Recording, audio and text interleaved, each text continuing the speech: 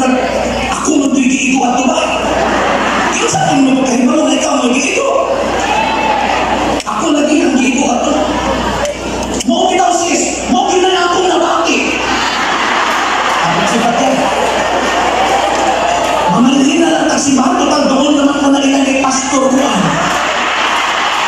Sige mo malhin-malhin, maibuot yun mo. Kaya ano na sige malhin-malhin, abunsa, hindi mo tubo.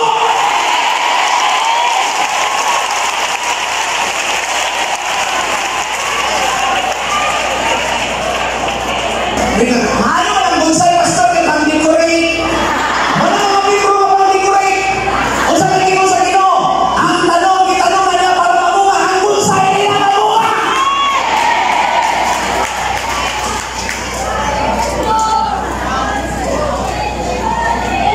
Sige, mundan na lang ko eh. Kaya gusto na lang basa eh.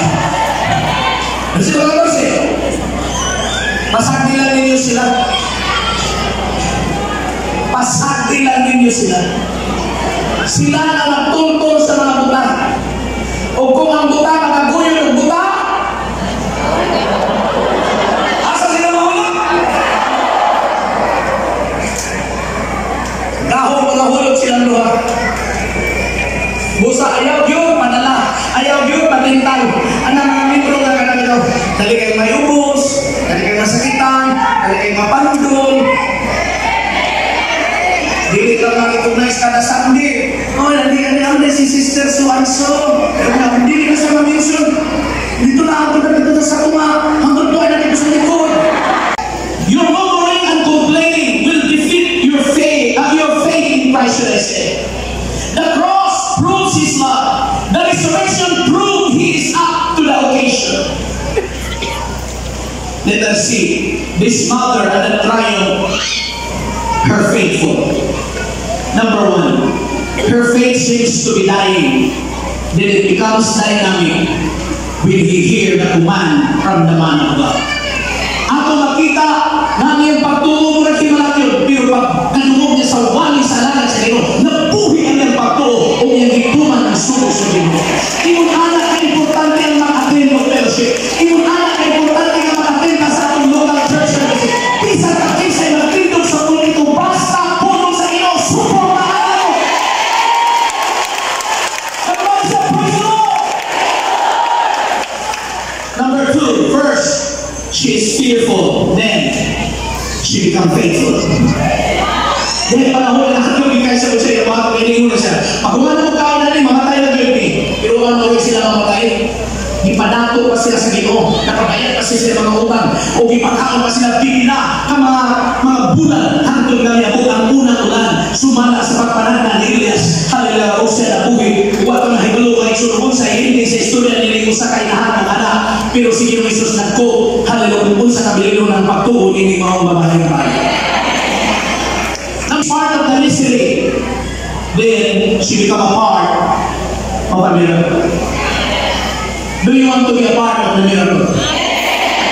Tapos na ang mystery, niya nata sa milagro, niya nata sa panalangin sa Ginoo.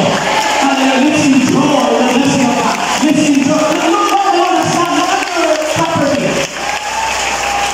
These are all blessings from the Lord. Grabe ka, pamor ni naman tanawa, ang naging yung brother ko, tikanin mo. Praise God. Why? Sa diyang itumating sa babae, the rest is history. Kung una ako na ito, buwan sa Ginoo, hindi kita lang pasakin. These are the mothers who hear the voice of God. Pag madungog nito ang tingog sa Ginoo, pinaagi sa pagmawali, magtutulo sa pisang pamahagi, or even by dream. Si Pastor Nabwa, I'm blessed na istorya natin siya sa iyang testimony. Pastor, kinsa nagkabig mo? Ingon niya, wala yung nagkabig na ko, Pastor. Gitagaan ng kugdamgo sa Diyos, mahitungod sa oneness of God. God can still speak through dreams. God can still speak through vision. God can still speak through others. Believers are faithful in the Lord. Through preaching. Hallelujah. Through teaching of the Word of God. Kung sa kinahanglan na lang ng Espiritu, sa kikayon ko na, na dili-dili na sambugan. Hallelujah. Laking ng matang sa karakter. Kung lumihagi ka na po sa atong baba ang makapahugaw sa tao. Pero gikan sa baba sa Diyos, mabuhi usab ang tao. Ato para pakalagay ko na natin ngayon.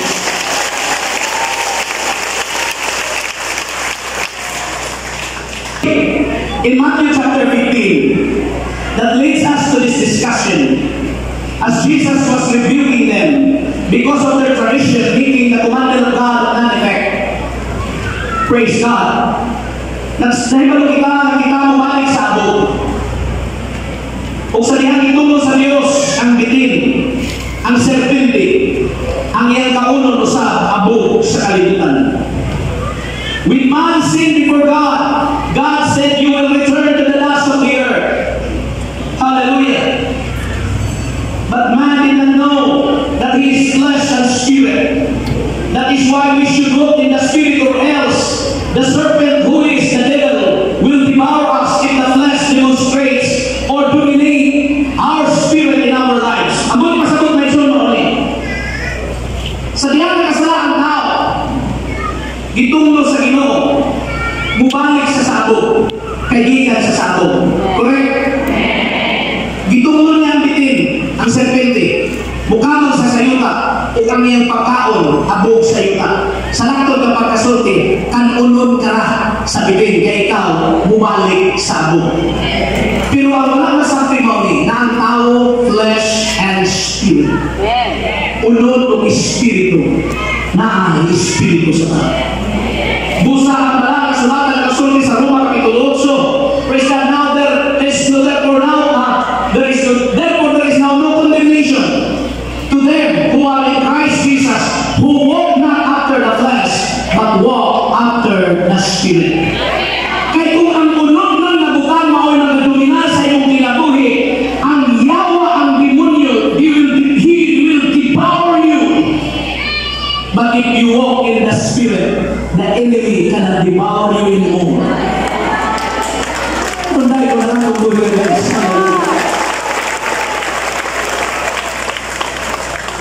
Ephesians chapter 4. Basahan natin yung mga bersikulo. I, therefore, the prisoner of the Lord, beseech you that we walk worthy of the vocation wherein ye are called. Kita tawag sa Ginoo nini mong matang sa klase sa pagkinabuhi o pagpangalagi. Naunta mahimong worthy kita nini mong calling. Verse 2. Hallelujah. With all lowliness and meekness, with long suffering, forbearing one another in love. Dapat bigyan kita maigsoon, magpaubos sa usa-usa, makigumahay sa usa-usa.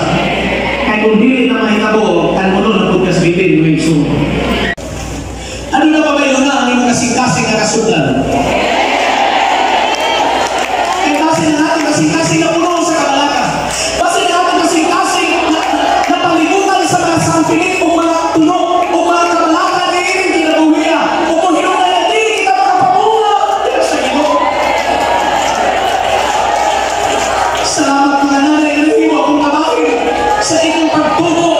Hallelujah, hindi sa Israel. Kinapin ko ninyo sa inyong mga pagtubo. Litong ninyo ang pangalan. Ako pagdalay sa maghatong sa bulaton sa hukong. Kaya nagdumanaw sa akong mga katawan na sama ka ninyo. Nandun na po'y mga struggle sa kinabuhi.